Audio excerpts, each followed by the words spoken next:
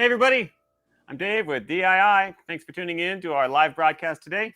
We've got a special guest today, Kataka Gara. She's going to be with us, and she's going to be talking about sound healing and all of her experiences with handpan and all sorts of fun stuff.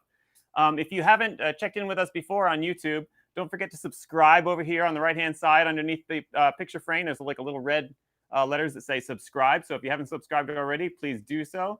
Also, if you haven't subscribed or liked our Facebook page, we do lots of posts on our Facebook page. So go to our Facebook page at Dave's Island Instruments and like that page. You'll get notifications when we have shows like this and also other things that we're promoting. And also lots of fun little memes and goofy little jokes and stuff. It's lots of fun. So that'd be great to have you there. Let's see. I'm David Beery. I'm the owner of Dave's Island Instruments. I make beautiful handpans like this right here. This is called an RS handpan. It's made out of stainless steel. We make a variety of pans here at Dave's Island Instruments. We're located in Lakewood, California. We also have a website, obviously, that you can check into, davesislandinstruments.com. We shorten it basically to DII. So we do these live broadcasts. Traditionally, we used to have classes in our store here in Lakewood. People would come and we'd have people surrounding each other and having a good time learning all about the handpan. But obviously, now that we're all stuck in our homes, we are now doing these live broadcasts and having classes online. And so traditionally also, since I've been doing this online, normally I've been doing like a little bit of a handpan class showing how to play it, how to get started for the beginners, that sort of thing. But also we have a large audience of people that are very interested in sound healing and how to incorporate pan music and the sounds of the handpan into a sound healing experience and that sort of thing. That's why we brought Kataka with us today. So I'm really excited to introduce her. Kataka, come online. Let's see if we can get Kataka online. Hey. There she is. Awesome. Good to see you. Thanks for coming in today. Good to see you. How are you? I'm great. Oh, man, I'm so happy to be here. Oh, awesome. Yeah, it's really thrilling. So I'm just going to give the audience just a quick rundown of how we met. So I was about a year ago. Kataka, she owns a hang drum, one of the original hang drums from Pan Art in Switzerland. And I guess it went out of tune or something happened to it, got damaged or whatever. So she asked me if I could tune it up a little bit. So I did, which was awesome. So I was able to help her out. And that's when we got our first introduction to each other. And she had some really fascinating stories about how she obtained her first hang drum and all that sort of thing. So Kataka, I was just wondering if you could just kind of give us a little rundown of, first of all, just maybe like a real short bio, and then maybe tell us a little bit about how you got involved with handpans and hang drums right from the start. Absolutely. So, you know, I've been a musician pretty much all my life, and I was classically trained with piano and cello, and, you know, I got bored. So I self-taught a lot of instruments, like 50 okay. Instruments. And then it's you know, I came down to LA from San Francisco, and a friend of mine was showing me this really unique instrument on YouTube. This is like, I'm not kidding, like 12 years ago. And she told me, this is, you know, you don't tell somebody like me that you can't get something. Okay. Oh, because she told me, you're going to have to wait 3 years to get a handpan on a waiting list. And waiting lists were, you know, years ago were notorious. People were so, you know, frustrated because there were so many waiting lists because people were making the handpans by hand. Right. Yeah. So I said to her, oh, no, do not tell me I have to wait 3 years. And so I got on the phone, I got on the internet, I did a ton of research. And 3 weeks later, I had my first handpan. It was a Jazz. Wow. 3 weeks. Yeah. I still have it actually. And I'm going to play it. I'm going to play it today. So, so basically since then, I have been playing, I've been performing professionally. I mean, I play a lot of other instruments, but really my love, you know, is the handpan. Right now I have, you know, the original hangs, which are from Switzerland. And then 11 months after I got my first one, that first one called me, and he was like, hey, I have a second one. And actually it's a lady up in San Francisco whose, you know, husband passed away. She doesn't want the handpan. And I was like, I flew up there and I bought the second one because it was completely inharmonic. Right. It was Oh, inharmonic wow. to my first one. And so I still Yeah. have both of those. I still perform with them. And then Yeah. last year I got a Rav, which is more of a tongue Okay. drum. And we can talk more about Right. that. But I play all three of those, and I basically do sound healing with them, where I literally lay the instrument on somebody's body and I play it while I do guided meditation. Right. Very cool. So it's interesting because when you were talking and explaining your story, you were using the word handpan, but really when you first started looking for a handpan, that term hadn't even been invented yet, I believe. I think it was still, everyone called it the hang drum. That was the only name that people used. Right. Yeah. Right. Exactly. Because there was only one technically at that Right. time, you Exactly. know? So Pan Art, they're in Switzerland, and they're the ones who invented it in the year 2000. So if anybody's new out there that doesn't know where these instruments come from, so they came from a company called Pan Art, located in Switzerland. They made steel drums back in the 90s and 80s, and then they transitioned to making handpans. They're the first one that made the hang Right. drum, and that's how it exploded back in the year 2000, in the early 2000s. So yeah, it's amazing Yeah. that you got your hands on one so quickly. You know, like I said, don't tell a woman no. You know, if she wants something, she will Right. get it, right? That's And you right. know, it's interesting because there's been a lot of like political stuff around the handpans actually. And I mean, I was just like, I'm not getting involved in that. I just want to have my handpans. I want to do sound healing. I want to heal people with my music and, you know, make beautiful music. So, you know, I've made several albums, and now I have a handpan healing show. Basically, I call it the Sound Healing Show, and it's on YouTube. And you know, I do every week I do a new show where I basically lay somebody down on a massage table and I put the handpan on them and I play and I do a guided meditation, and it's super cool. Yeah, that sounds really wonderful. I was going to say, it's interesting how the handpan has linked itself to some degree to sound healing. I know that I'm really taken by the sound of handpans. I make them day in, day out, and I still love playing them. And I'm just fascinated how that occurs. And I'm kind of wondering, how do you feel about the sound of the handpan? And how do you imagine that it works with sound healing so well? I mean, how do you think it coupled so well with sound healing?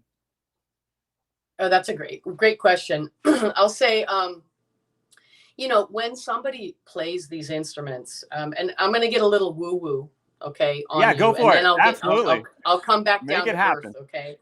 Okay, Okay.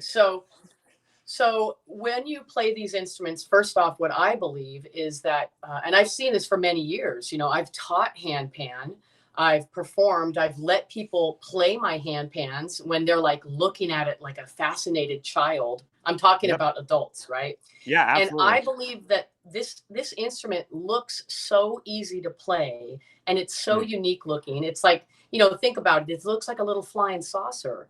So right. it's like, wow, and all of these beautiful instrument or beautiful frequencies that are coming out of it. How does it come out of it? Like, you don't have to plug it in, and it just sounds incredible the moment that you play it, right? Right. So number one, I think that it really taps into our inner child for, you know, you don't have to be like a virtuoso to play this instrument. That's number Right. one. The only Sure. thing you really have to do is kind of um, develop a few little, you know, brain to muscle habits where you Hmm. know you kind of got to grow some synapses in your brain to really kind of Yeah. learn how to use your left hand and your right hand at the same time. Okay, Yeah. but really, it really brings out a fun little kid in all of us.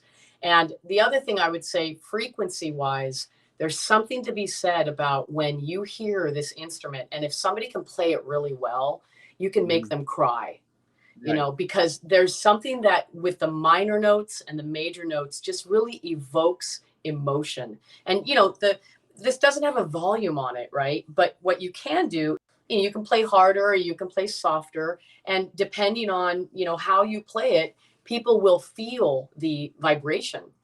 And for those that are a little bit more woo woo, the frequency, okay, is connected to all of the chakras that are in the body. So it is said that we have 7 chakras, main energy sources, and they're in our body, like our third eye, the top of our head, the throat chakra, the heart chakra, and there's a couple others that are down lower, and that the frequencies vibrate at a certain level that kind of open up those areas of the body, relaxing the body, and then helping people kind of have, more of an enlightened state or a relaxed state or a realization as they play or as they listen to the instrument. So that's kind of the woo-woo part. That's the part that I teach, when I'm teaching sound healing. How do you integrate the frequency of the handpan with the intention of wanting to help somebody, like in a container, I would call it, of a healing space. Okay. And what I mean by that is, when I say container, that can be anywhere. So let's say you're sitting in a healing, place, a quiet bedroom, or maybe you're outside in the forest, or in a park. If you play this and you're setting an intention to, help somebody with healing or relaxation, the intention is the healing. The intention is the frequency that you literally, you put that intention in your mind. You're thinking to yourself, I'm going to set this intention that when somebody hears these notes, they'll actually feel it and maybe have a better day, or they will, they'll release their depression, or they'll have a realization that they need in order to elevate their life to a better place. So that's kind of the woo-woo part of it. But it works. I'm telling you, I've been doing this now for almost 13 years. And whenever I do a healing with somebody with these handpans, they're like, oh my gosh, I went to a different world. I went out of my body. I felt like I was dreaming. I had some realizations. And I know it's because what's really happening is that the frequency is distracting the mind so that the subconscious can kind of focus on itself and get clear on things. Okay. Right. So that's what I believe that's happening, is that our monkey mind that's always going gets distracted by the pretty music.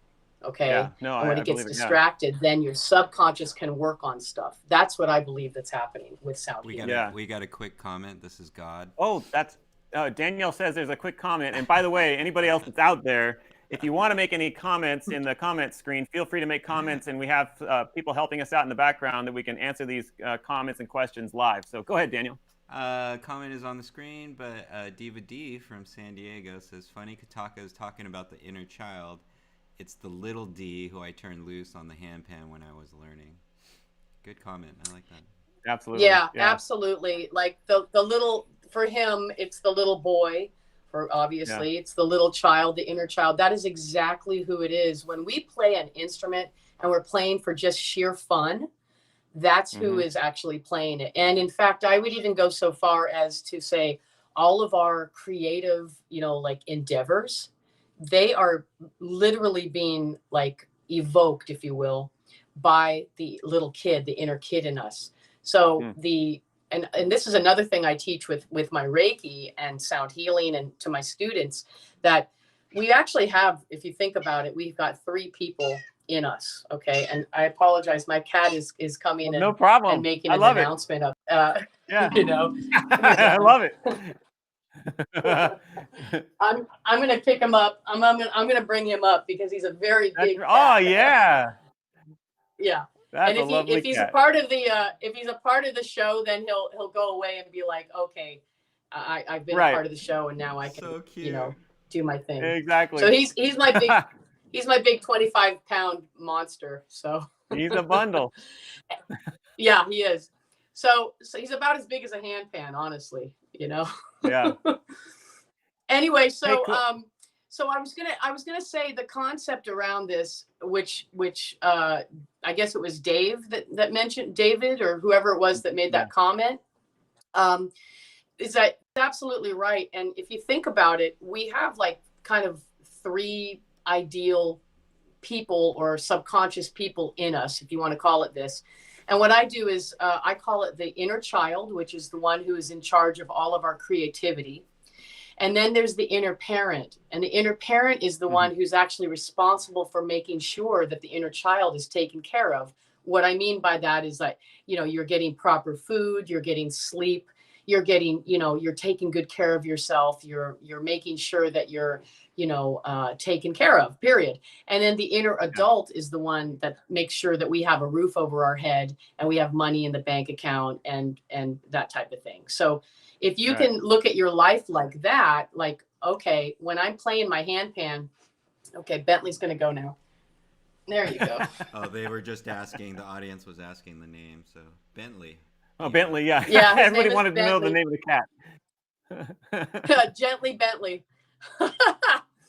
So anyway, I was just going to say, you know, when you're really in tune with your inner child and you're allowing your child to be, you know, completely in his or her creativity, then you can actually have the balance of having the inner parent take care of that inner child, and then the inner adult take care of, you know, everybody else, so to speak. I mean, I know that there's a lot of different icons in the world and examples of that with certain spiritual or religious, you know, communities. And we're not talking about that right now. Okay. That's only a fable and a myth.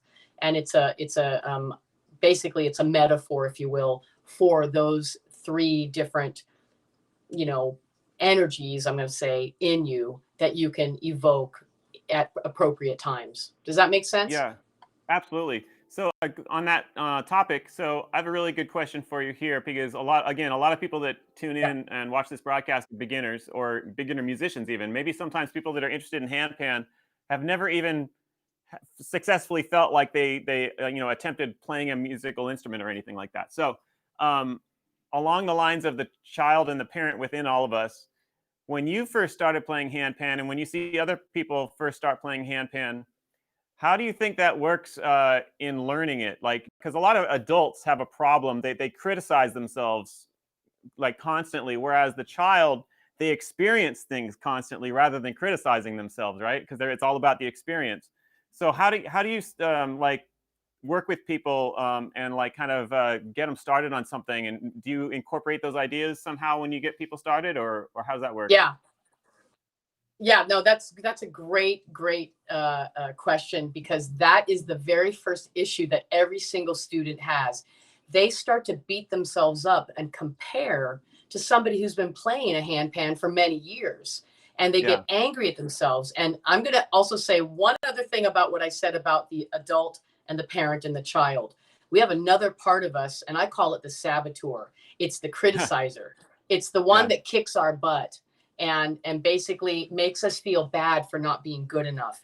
And I call that part of us the monkey mind or the saboteur. And every time I have a student come to me and I notice that they might not be playing as perfectly as, you know, I can play, right? Like I've had years of developing my brain to my muscle connection so that I can play these, you know, in any way, right? So what I always tell new beginners, it's so important, is that you've got to turn the volume down of the saboteur and allow your inner child to come in and allow yourself to really, really have fun. And even if a sound comes out of the handpan that's not perfect, move on and keep going. And you will, as you practice, you will develop the, you know, brain synapses to the muscle memory, you know, and it will happen. But you can't say, oh gosh, that sounded horrible. That's just so futile. It's so unnecessary, and it completely takes the fun out of playing this amazing magical instrument. So I just want to encourage people, if you want to get better, just like anything else, you've got to practice, right? And you know, and sometimes, you know, after a time, you will be able to play very beautifully, and then that inner child and the inner adult can appreciate it, right? And then that the saboteur, we turn the volume down of the saboteur. So, and one other thing that I noticed that people do that are beginners is they play it they do two things. They play it as if it's a drum. It's not a drum. Okay. So you're wanting to play lightly, right, with your fingers, and have a very supple wrist, allowing the wrist to kind of almost bounce off the instrument. Okay. Right. That's one thing. The other thing is people stop breathing because they are Right. focusing so much. I tell them that all the time. Yeah. Right. Yeah. Right. Absolutely. And I always say to them, keep breathing. Keep breathing. Okay, if you're going to keep playing, you got to keep breathing. And I always have them come down back to their breath, come back to the breath. And while you're playing, you can actually stay alive. You know, you won't, you're right. Because if you don't give if you don't give the breath to your brain, right, you're going to get confused, and then the synapses are not going to work, and then the muscle memory is not going to work, and then you're going to get frustrated, and then you're going to beat yourself up for not being a good enough handpan player. And that is like sabotage. Yeah, no, it's amazing. I frequently say that during my classes. I think we'll be playing and I can just look at the class and you can see that half of them aren't breathing. Yeah. So I will stop and I'll be like, don't forget to breathe. Breathe, you know, in through the nose, out through the mouth. And the funny thing, too, that's not just a beginner problem. That's a problem I have as well. I mean, I find myself, when I start concentrating, I stop breathing as well. So I have to tell myself, Dave, don't forget to breathe. Don't forget to breathe. So that's really important. Yeah. Yeah. We have another comment. Diva is talking to us. Doesn't it, or actually I'll add to the podcast, doesn't seem like a person could make a bad note on a handpan. That's what she says. Well, yeah, it's as far as that's concerned, there's a lot of notes on the handpan that are made to work well together. I think Kataka, what she's basically saying is sometimes people might not strike it in a perfect way where the sound doesn't emanate in like the perfect way, and so they get frustrated with the sound that they're creating. But Kataka, I think she's Well, I was just gonna say, part of your sound healing, I remember the word Reiki was thrown in there. Sorry, I'm kind of changing things up a little bit here. And I've heard of people that teach Reiki. It's spelled R-E-I-K-I. Is that correct? Correct. Yeah. So can you explain what Reiki is? I think you called yourself a Reiki sound healer, right? Yeah. I've been doing Reiki for over 35 years, and Reiki is simply, in English terms, the word Reiki means life force energy or light. Oh. Okay. Okay. And it's just it's a Japanese, I mean, it's basically Reiki is gosh, where do I start? I won't go deep into the history, but I'll just say that the concept of healing and intention and positive energy has been around for millennia. Okay. And basically 200 years ago, somebody in Japan came up with a modality, and they called that modality Reiki. And Reiki means universal light, like I said, or universal healing or universal energy. And all it is an intention to send positive energy into or around somebody so that they can relax and heal. That's really all Reiki is. And like I said, there's a modality around it, and there are levels of it so that you learn how to do Reiki in certain ways. But basically what I came up with is integrating that positive energy, or, you know, I mean, Reiki could even be like a positive prayer, quite frankly. You know, it's just an intention of positivity. So I actually came up with Reiki and sound healing because we've got the frequency coming from the handpans, and I've just integrated them together. And so when I play the instrument, I intend that Reiki positive energy is going through the frequency, going through the sound, dropping into your ear and coming down your spine and filling up your body and giving you a relaxing healing. That's really it. I mean, like I said, there are other things with Reiki that go deeper with how to do healings on, you know, people, and how to do healings on pets, and you know, but what I'm basically doing is something called distance Reiki, which is I'm intending for the instrument to be kind of like a you know, when people hear it, they will get a healing when they hear the instrument. Wonderful. Okay. So I was wondering, Daniel, could you open up the screen so we could see Kataka's handpans that she has around her. Maybe she could just kind of describe the handpans and maybe a little bit of the differences. I don't know. Just give us like 5 minutes of just explaining your instruments that you have in front of you there. Yeah, sure. So the one I have in my lap right now, this is actually a Russian Rav Vast. And what it is basically is it is a handpan, but it's all lung drum. Slightly different than the traditional handpans that we know, because it actually, all the notes have been cut out with kind of a laser cutter. So I'm going to play that just for a second, and you can hear that it actually, it's very unique sounding because it actually resonates different because of the particular steel that they've used and the cut that they did with these. And it sounds really pretty. So it's a little heavier than a traditional handpan, but it's really great sounding. So this one I have is let's see, what is this? This is a D Celtic minor. Okay, and I got this particular handpan with this particular key and scale because I wanted it to basically sound nice with my other two handpans. Okay, let me get the other one that I have up here. This is my very first handpan, and you know, this is kind of like my first baby, so to speak. You know what I mean? Yeah. And yeah, this absolutely. one, as you can see, like other handpans, it's got the tone fields, and these have been hammered by hand, and then, you know, they polished it up and they put it together. But this one sounds nice too. And this is actually a very famous scale. It's called the Hejaz scale. So people really this particular type of one, and I'll play the whole scale so that you can hear. It's very Arabic sounding. So here we go.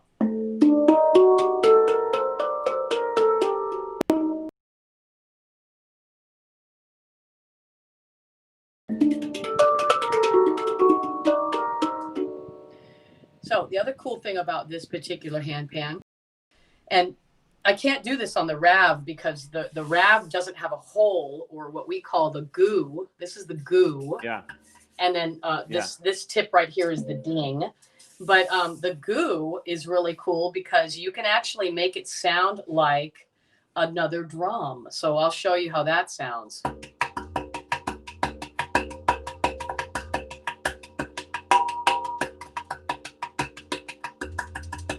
And you can, it actually almost sounds a little bit like what is called an udu, which is a clay, another type of a clay pot drum. So there's that. So this is, this instrument actually was, let's see, I think this one was built probably in, I'm going to say 2006, I think. So, and then I've got a second generation hang. And, you know, you really don't have to know all of this, like, oh, first generation, second generation, integral hang. That's just the names that the hand art company gave. You know, it's a little confusing, and it's actually irrelevant at this point because so many new handpan manufacturers, fabricators have their own versions now. But this one sounds a little lower. It's actually... this one is older than this one, the one I have in my lap, even though this one looks older. And this one has like kind of a brass lip around it, whereas this other one doesn't. But this is another hang, and let's sounds.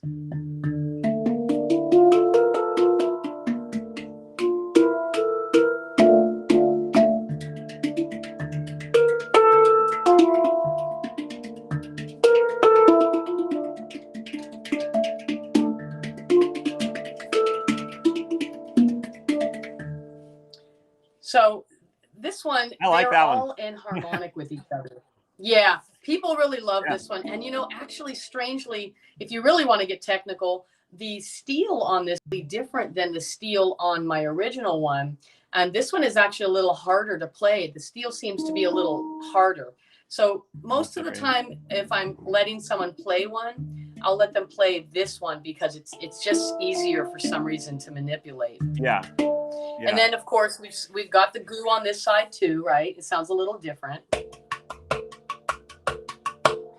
And yeah, they're both, all three of them that I have are enharmonic with each other. They all kind of sing really well with each other. So that's that Nice. with those. Yeah. I kind of want to move on because I want you to be able to guide us through a little bit of a sound healing ceremony that you might do with somebody. But before that, I want to do a little shout out for you. The shout out would be, you do have your own YouTube channel and you do have an email address if they want to contact you, right? So I think it's wehealuniversity.com, right? Yes. So I think it's Kataka at wehealuniversity.com if they want to contact you or go to your website. And then what is the name of your YouTube channel? If they go to just my first and last name, it's actually, I have two channels. I have youtube.com/Kataka Gara, and then I have youtube.com/wehealuniversity. So if they type in, let's say they're like, oh my God, her name is too hard for me, just type in sound healing show. Sound healing show will bring up my actual show with my handpans, or you can type in Kataka hangs, Kataka handpan. It'll come up. I'm the only Kataka that plays the darn handpans, right? So right. You're lucky with a unique name. My name is David. It's not as easy with David. Well, cool. Dave. I always call you Dave Island. Right, exactly, Dave Island. That's good.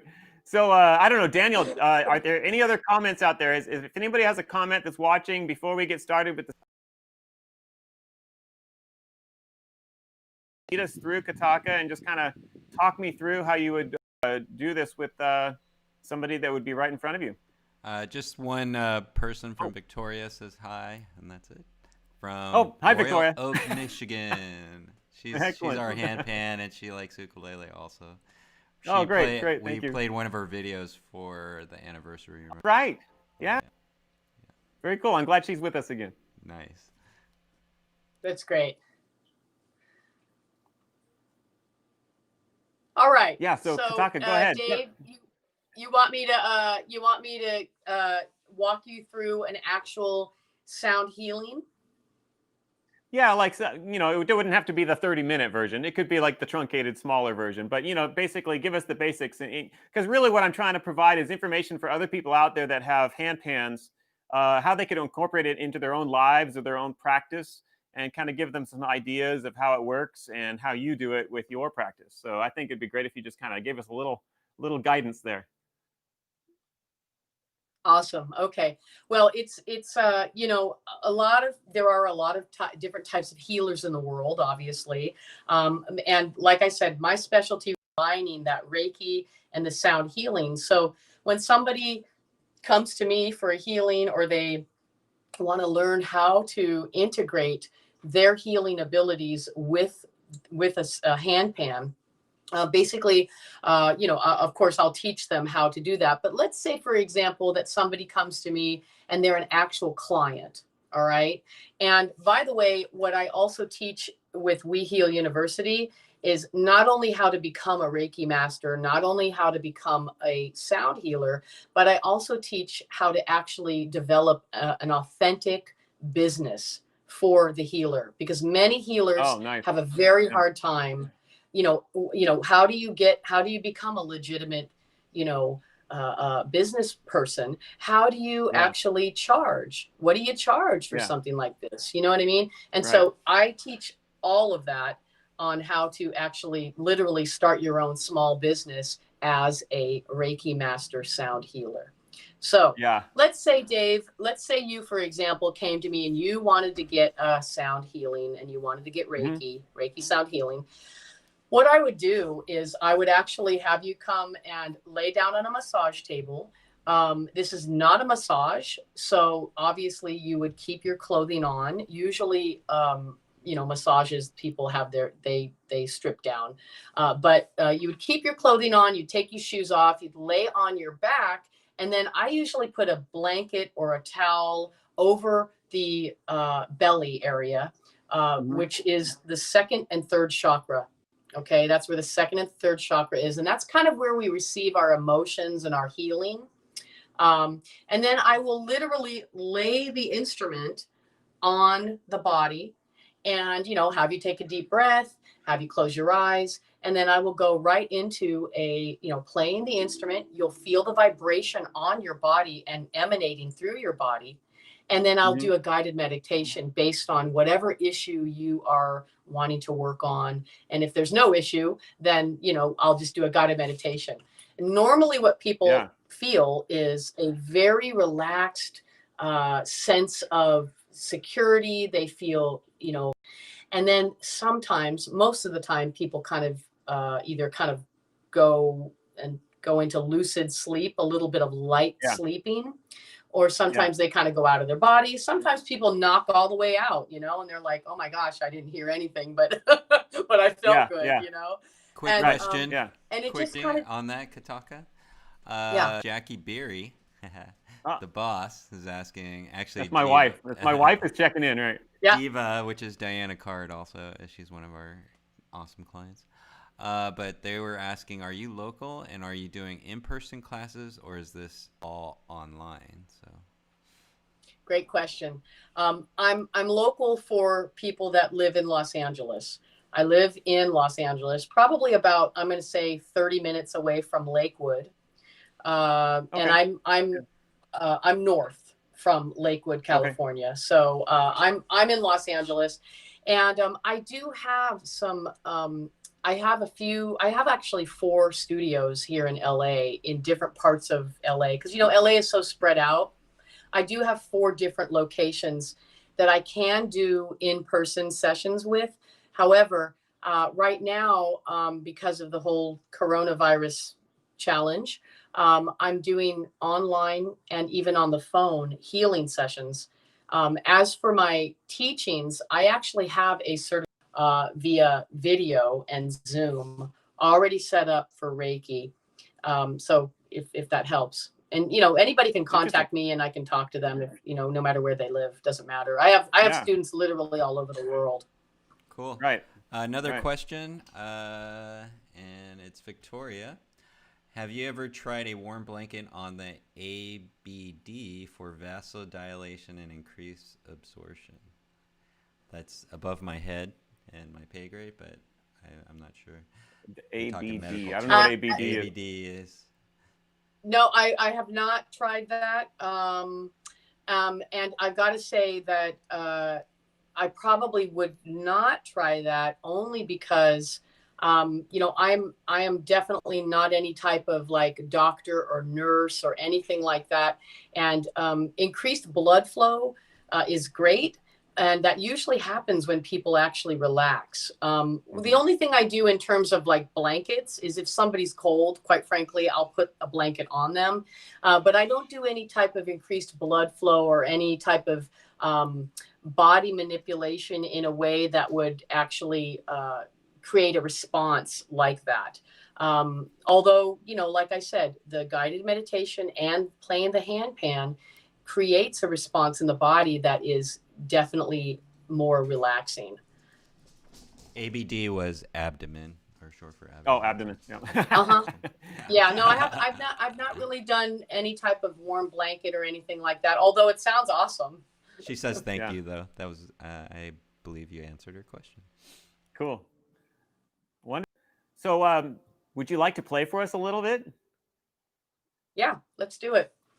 I'll do a little bit of a guided meditation, and Dave, I'll keep you in mind, and we'll act as if you're the one getting the healing, and then anybody else who wants to actually lay down or sit down in a comfortable chair can also take this healing. Look what I have here. I can give it a try. My only challenge is I've got my little wires all over my body. So let me see what I can do here. I'm just going to try laying down a little bit, and you can just play, and I'll just enjoy. Awesome. Let's see if I can do this. Awesome. Okay. Wonderful. And the other thing I want to mention to everybody who's listening is that because Reiki is a positive, kind of almost like an invisible, intentional energy, you're still going to get a healing just by listening to the sound and listening to my voice. So that's the invitation here for you. If you want to go ahead and relax, sit down if you're or lay down if you're not laying down. The invitation here is to take that on. Everybody, I want you to take a deep breath in, and I want you to feel, if you are sitting down, I want you to kind of feel your sit bones. Those are the bones near your butt. And I just want you to go ahead and take a deep breath in and give a breathe, and actually breathe out, and then another breath in. Breathe out through your mouth. And I just want you to open your ears and close your eyes. And allow for the possibility that you are going to get a positive healing from this sound healing and listening to my voice.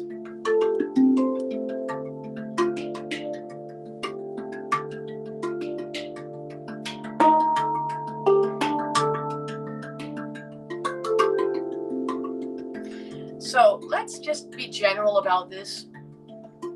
Anybody who has any challenges, whether it's physical, emotional, mental, or spiritual, let's set an intention in this short healing that we're going to bring relief. Whatever that is for you.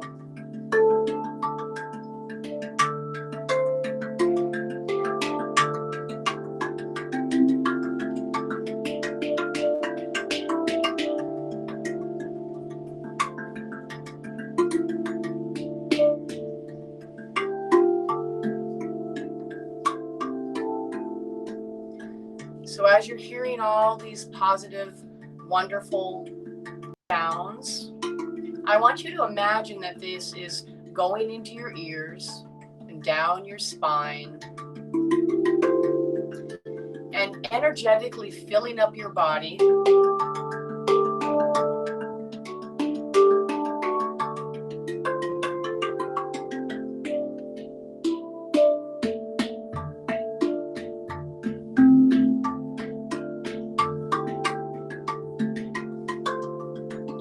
As it's filling up your body, I want you to imagine that the energy is going to wherever it needs to go in your body. And if it's an emotional issue or challenge you might be having, or a mental challenge, or even a spiritual challenge, maybe a relationship challenge,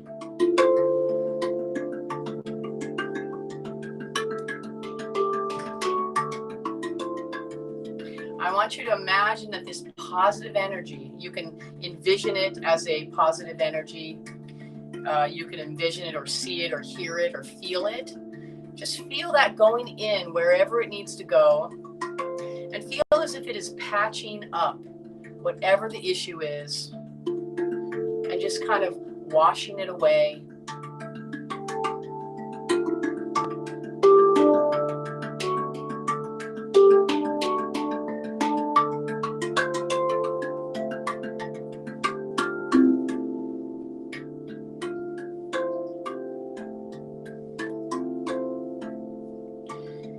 As it's washing it away, just imagine it going away out of your body, out of your life.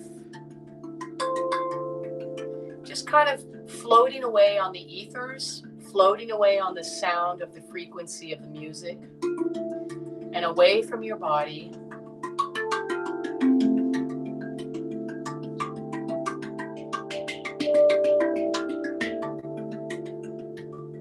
And as it goes away from your body, I want you to imagine that this very same positive sound is going and healing that area. Like I said, whatever it is in your life. So the sound is kind of doing double duty, okay? So it's releasing that which is no longer serving. And then it's also healing and patching up the area that maybe needs to be loved and healed and appreciated, whatever that is.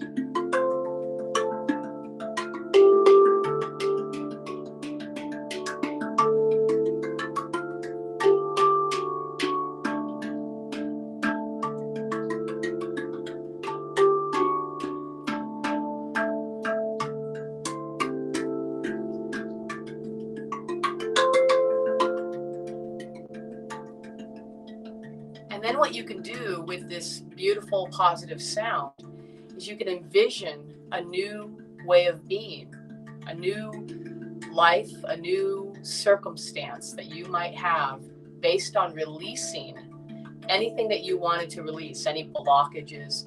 I want you to just imagine for a moment what your life would look like now that that place, now that that block is gone, or that old story or that old circumstance. And then what you want to do is remember this and practice it in your mind. Keep thinking about it. That's how we retrain our mind and retrain our brains, just by practice and thinking about it.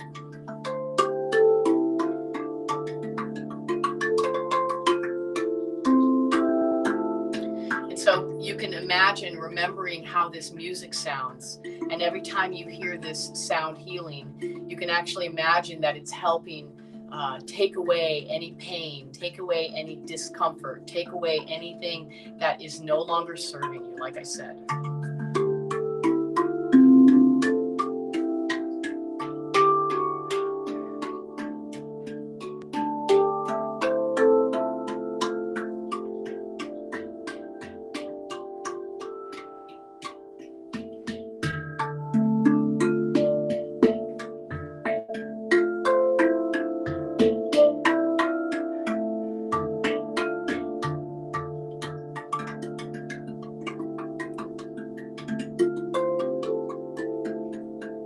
Now, what I'd like you to do is feel yourself coming back to the room. Feel yourself coming back into your body. And just remember this music for kind of a daily practice if you want, almost a daily meditation. And whenever you're having any challenges or distress, or the situation comes up, if it does come up again, you can actually remember this music and set an intention that it'll always heal you anytime you need it.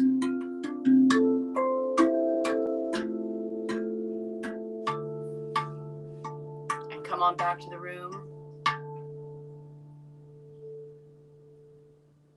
Namaste. Oh, that was awesome. That was really fun. Awesome. I absolutely enjoyed that. No, I'm so glad. It's interesting because, like I say, I make these instruments and I enjoy these instruments. But the aspect of really that you're providing to me today was the guided aspect of the intentions and the guided aspect of understanding how the healing works. Because I'd never really experienced that the way you did it just then. And if I wasn't half here and half there, like if I was able to fully relax, because here I am live on YouTube. I fully relax. But I could see how that could be very impactful and powerful in my life. When you were talking about finding the problems in your life, or the relationship, or whatever it was, the pain here or there. I've actually had some pain in my shoulder recently, and it's been like bumming me out. And I realized, I just need to give some positive intention there and positive energy. And I think that would absolutely really help. I really love the way you guided us through that. I thought that was fabulous. That was awesome. And Dave, it's also, I would say it really is a practice. I mean, we don't want to be focusing on, like, for you, for example, ow, my shoulder hurts, but breathing in and saying, okay, how can I, release the tension in the arm and the shoulder? How can I relax? And, and really we can literally do that with anything. It eases anxiety. It eases distress. Yeah. Calms people down. I mean, we humans are so sensitive to that, and we really need to do that on a regular basis. Kataka, this is Daniel. Awesome sound healing. Jackie has a question, and I'm going to add it to the broadcast. And there are certain conditions that respond really well to sound healing? What are the typical complaints of your clients? Oh, that's a good question. Well, as I mentioned in the healing, I mean, some people have physical issues, emotional, mental, or spiritual. And I actually have an acronym for that. It's PEMS, not PMS, but PEMS, and physical, emotional, mental, and spiritual. And basically, those are really pretty much the only issues, generally speaking, that humans have. Okay. And so a lot of the time people will come to me because, well, like I said, I've done healings on people, with cancer, with kidney disease. I've done healing on people with broken hearts. I've done, healing on all types of different ailments. So I wouldn't say, I get one type all the time, but I get all types all the time, right? So to answer your question, most of the time people are coming because they want an experience that will kind of, I'm going to say, knock them out of the old habit. And, I don't know. I think that somebody having a handpan put on them is very unique and different. And it's not the same as like, just, okay, let me, put my hands on you for Reiki, or let me have you meditate, or let me have you hold a crystal, or whatever it is that people, do in terms of healing. It's a very unique situation because we actually go into the specific issue that the person has. And the intention is to help them in their subconscious, first off, relax, like I said. And then second off, have them go into their subconscious and release, vibrationally, through the sound, that issue, whatever it is. Now, of course, there's no guarantee, right, that it's going to, magically disappear. But what it is going to do is it's going to help the person that's having the issue come to a relaxed place and be able to actually maybe think about it on a level that they might not have been able to. I mean, we all know that all we need to do about, our problems is to ask ourselves, what is the problem? What do I need to do about it? What can I do about it?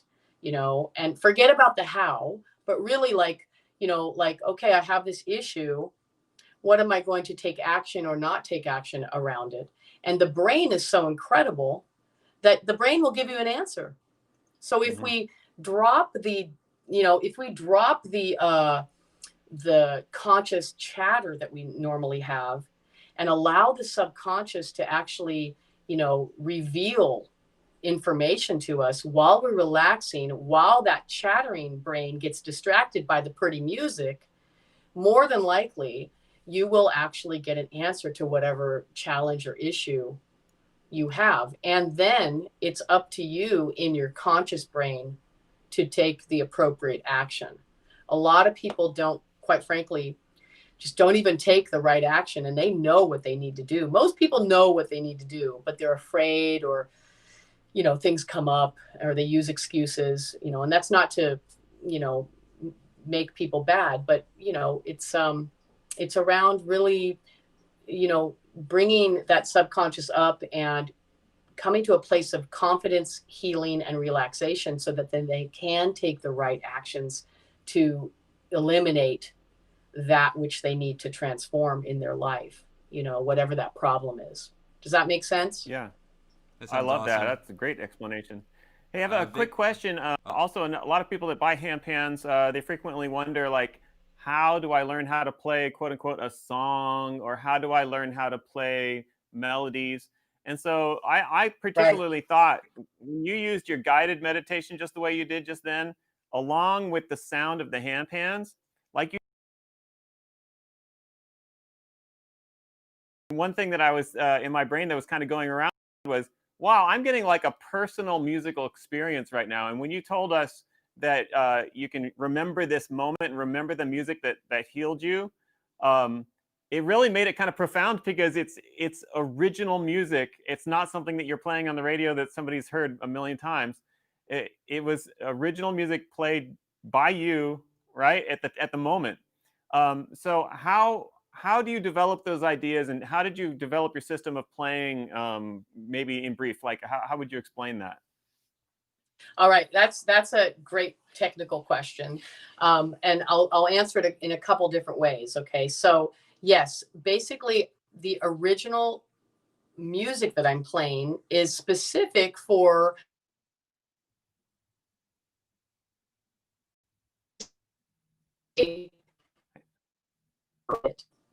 exactly, remember the actual